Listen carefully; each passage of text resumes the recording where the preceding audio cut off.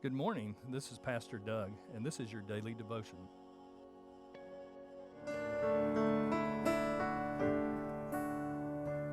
In the darkness we were waiting, without hope, without light, till from heaven you came running. There was mercy in your eyes to fulfill the law and prophets. To a virgin came the word, from a throne of endless glory to a cradle in the dirt.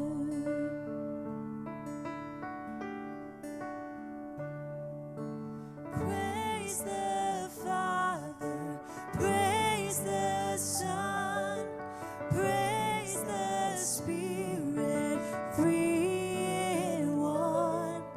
God of glory, majesty, praise forever to the King of Kings. To reveal the kingdom coming and to reconcile the lost, to redeem the whole creation. You did not despise the cross, for even in your suffering you saw to the other side, knowing this was our salvation. Jesus, for our sake you died. Praise the Son, praise the Spirit, three in one.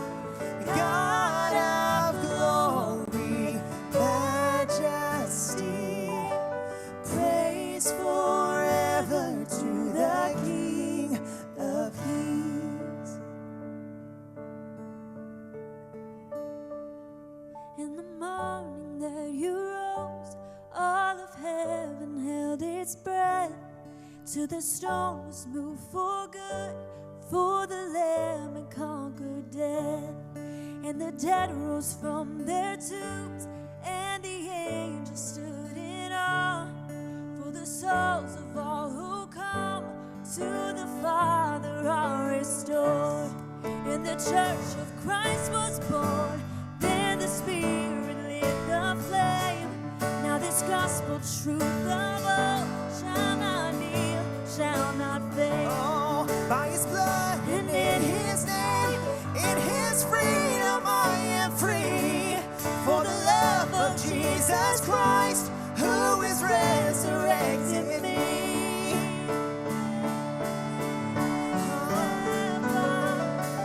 Praise the Father, praise the Son, praise the Spirit, three in one.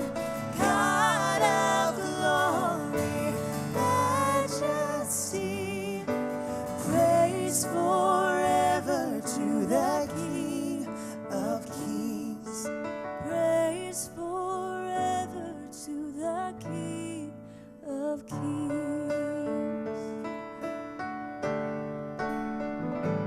Thanks for joining me this morning as we continue our 21 days of prayer. The leader of the Jerusalem church, James, was executed. Peter was in prison. The church was huddled together. These tragic circumstances that we find in the first part of Acts chapter 12.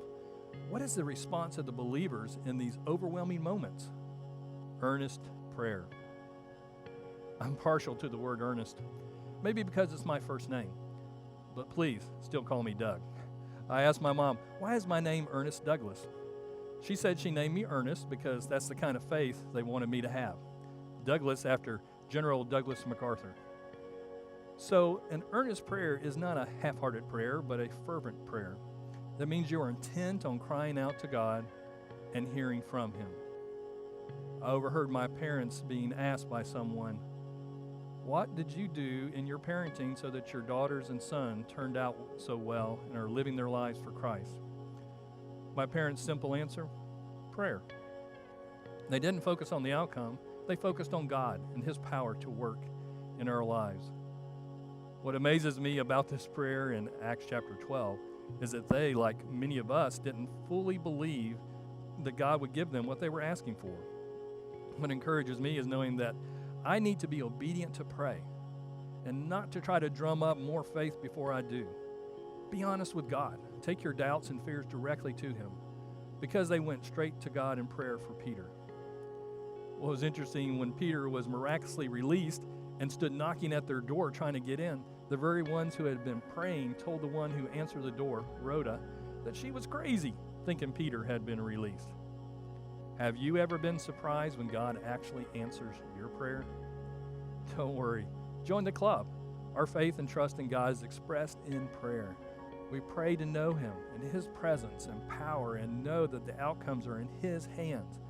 I want to encourage you today to continue a life of prayer and unleash the power of relationship with your Creator.